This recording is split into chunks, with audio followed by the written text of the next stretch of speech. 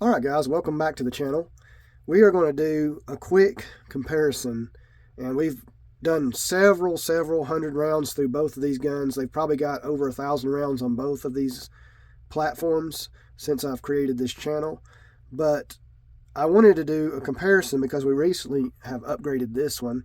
You know, we got this one stock, we upgraded it, and then I feel like it surpassed the Masterpiece, which was more expensive. And so I decided to upgrade this one further recently. And so I knew they were really close. So I wanted to do a quick 5-shot comparison and just get the feel of which one I like the best. And I can finally say that they're about both as good as you can get any kind of 2011 as far as the softness of the recoil and the flatness of the muzzle rise. You know, you really can't get any better than what these are. You might can find some more accurate pistols. I mean, I can't say that for sure. It'd be hard to beat these with the right ammunition.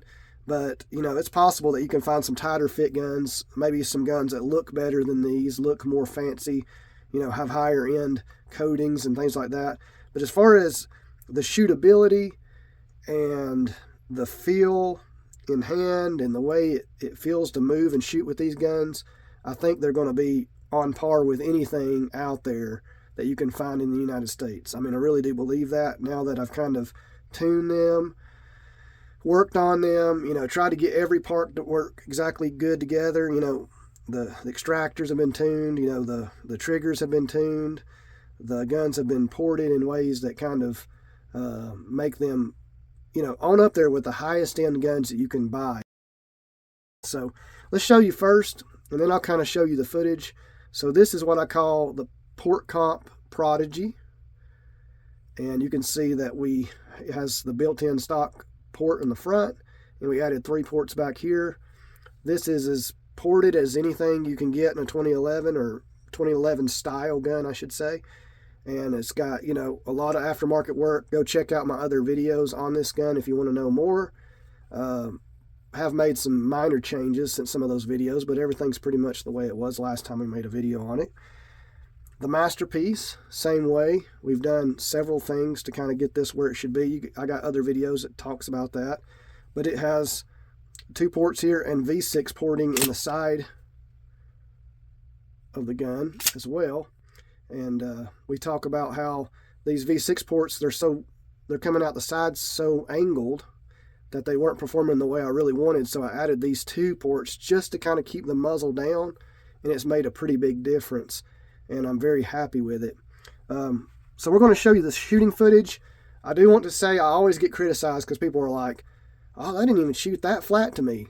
Okay, number one, when I take these out and compare them, a lot of times I put medium grip pressure because I really want to feel, if I'm giving you a comparison, I kind of want to feel, well, how does the gun feel in the hand? How does the gun shoot naturally? Not really, you know, how flat can I make it shoot? I mean, I can take any gun and just grip the far out of it, grip it as hard as I can and shoot it, and it's going to look good on video. But it's not really about that. It's about, I'm going to put medium grip pressure on these guns, shoot 2 147 grains through each, and 3 or 4 115 grains through each. And I'm going to give you kind of what the gun's doing on its own more than me assisting it to be flat. Okay, guys? So that's what we're doing. So I always get criticized because they're like, well, that didn't even look that flat. Well, sometimes I'm trying to get the feel. I'm trying to really feel what the gun's doing and kind of get, you know, give a good opinion of what the gun itself is doing by itself, not putting so much of me into it. I can definitely grip these guns a lot harder and probably shoot them a lot flatter and put a flashlight on them and make them a lot flatter. But it's not about looking the flattest on camera. It's about giving you guys a real impression of what these guns are doing. And these are shooting out of the box ammo. They're not shooting dummied down, soft reloads. A lot of people shoot those reloads on camera and they look really good on camera. But these are stock ammo that you buy off the shelves. So this is not those soft, you know, hand loads that a lot of people shoot on camera. So let's go into the footage. Just remember that, like I said, this is with a medium grip. This isn't with a really tight, strong grip. This is what the guns are doing, and I just want to show you, and then we'll give you our opinion on the guns. All right, guys, we're going to do 2 rounds of 147 grain out of the Prodigy and 4 rounds out of the Prodigy with 115 grain, kind of standard, cheap ammo, and see how it does.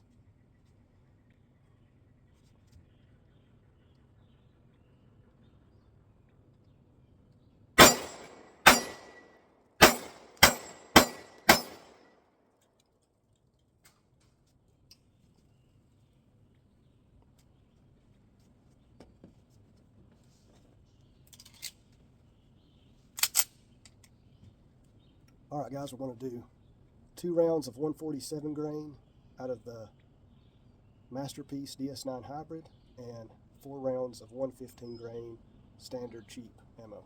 See how it runs.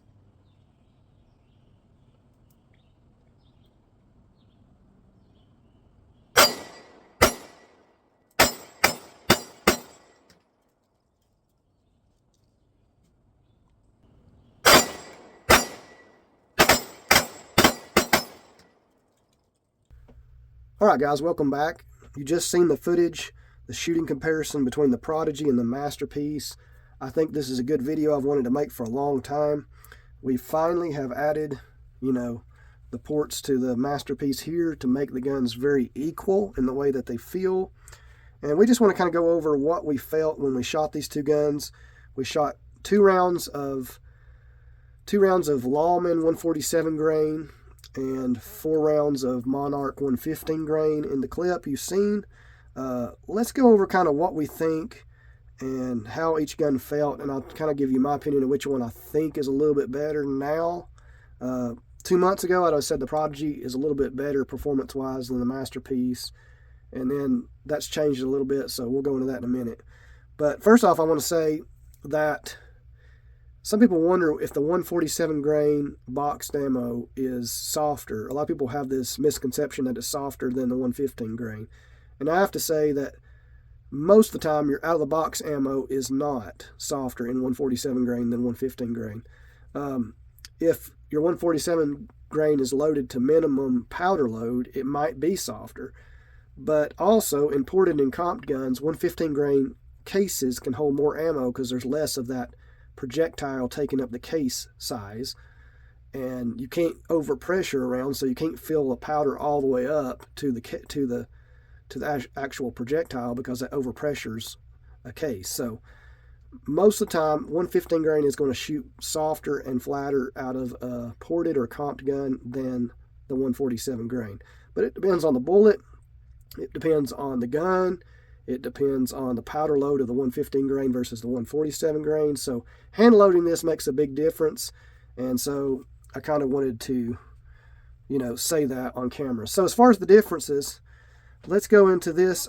I think that this gun was coming up and down, kind of resetting maybe a thousandth, just a thousandth of a second, faster than the Masterpiece. But it was so close that you couldn't even really tell a difference, and I may be even wrong about that. That's just how it kind of felt. But I do feel like this one had more recoil into the back of the hand than the Masterpiece did. They shoot extremely alike now, so I will say there's hardly any difference in the way that they shoot.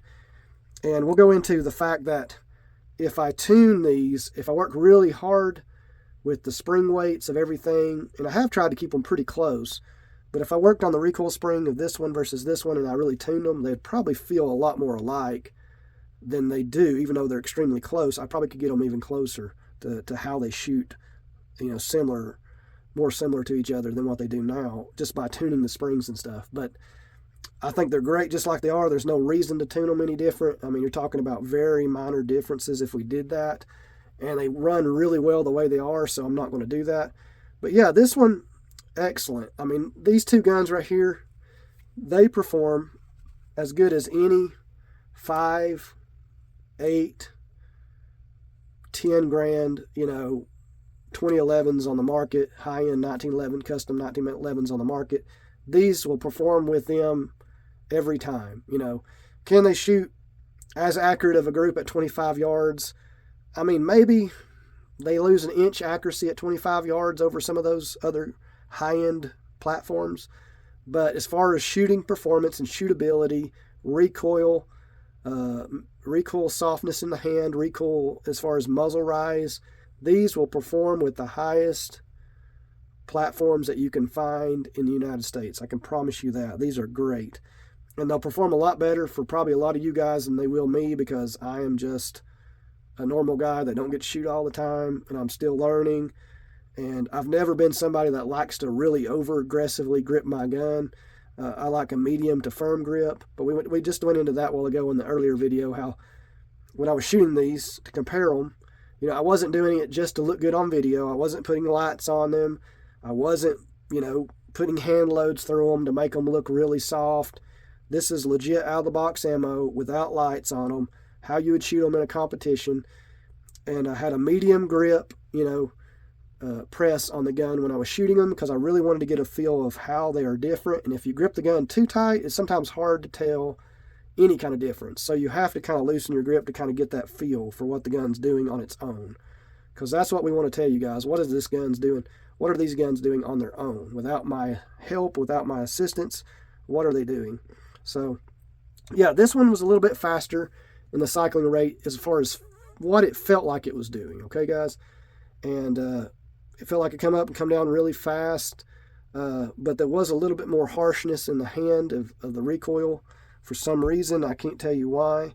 This one was, you know, right at the same speed almost, but it definitely felt softer in the hand. The muzzle flip was almost identical on both of these.